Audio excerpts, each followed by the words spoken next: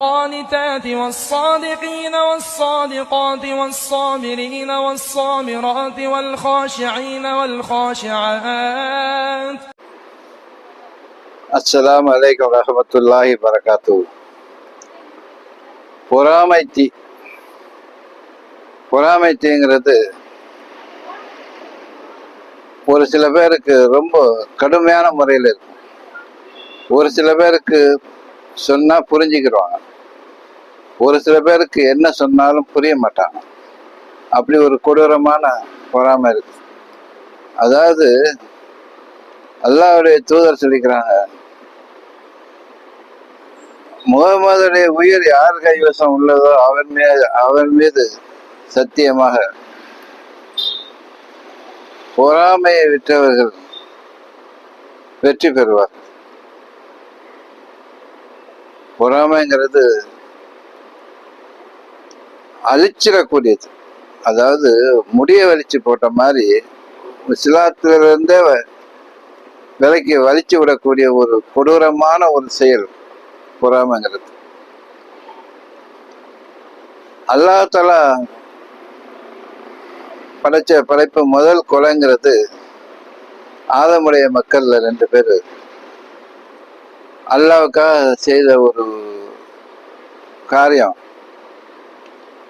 அல்லாஹ்வுடைய பொருத்தத்தை நாடி செய்த ஒரு செயல். அல்லாஹ் அதை ஒருத்தர் இதை ஏத்துக்கிட்டான், ஒருத்தர் இதை ஏத்துக்கல. இதை ஏத்துக்கிறாத வச்சு என்ன சொன்னான்னு கேட்டா,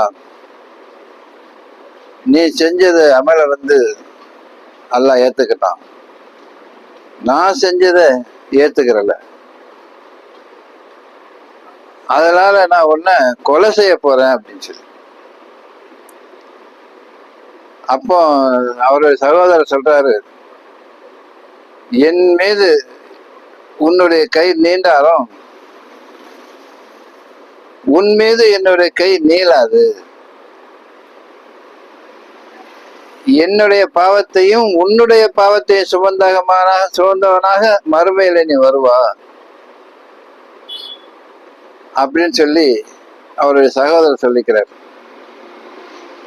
அப்படி சொல்லியும் கொல்லணும் அப்படிங்கிற ஒரு எண்ணம் தான் மனசுல இருந்துச்சு. அல்லாது அவருடைய சகோதரருக்கு இவர் சொன்னதை அதை ஏத்துக்கல,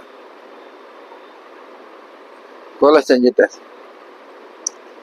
இதுல நமக்கு என்ன தெரியுதுன்னு கேட்டா, ஒரு மனிதரை பத்தி கொடூரமா பொறாமப்படுறதுக்கு பார்த்தீங்களா, அவங்கள எந்த சொல்லியும் மாத்த முடியாது. அதனால நாம ஒரு அளவுக்கு எடுத்துரைக்க வேண்டியது நம்மளுடைய கடமை. கேட்டா மறுமையில நல்ல நிலைமைக்கு வருவாங்க, கேட்கலன்னா நஷ்டவாளியாக எழுப்பப்படுவார்கள். ஆகவே அருமை சகோதரர்களே, பொறுமையை கைகொண்டோம் வாழுங்கள். நபிகள் நாயகம் ஸல்லல்லாஹு அலைஹி வஸல்லம் என்ன சொல்லியிருக்காங்க கேட்டா, ஒரு மனிதர்களுடைய கோபத்தை குறைக்கணும்னு சொன்னா முதல்ல நீங்க சலாம் சொல்லுங்க. அவங்க பல சலாத்துக்கு பதில் சொல்லாட்டிலும் பரவாயில்லன்னு சொல்லி அறிவுரை சொல்லியிருக்கிறாங்க. இதை எத்தனை பேர் கடைப்பிடிக்கிறாங்கிறது தெரியல.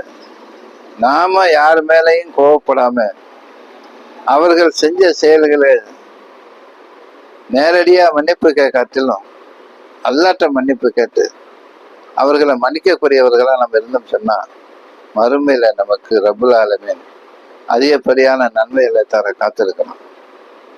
ஆகவே அருமை சகோதரர்களை, பொறுமையை கொண்டும் தொழுகையை கண்டும் அல்லாஹ்விடம் உதவி தேடினார். அல்லாஹ் உங்களை என்னை நேர்வழியிலே செல்லக்கூடிய நன்மக்களாக ஆக்கி அருள் புரிவானாக என்று கூறி இந்த சிற்றுரையை நிறைவு செய்த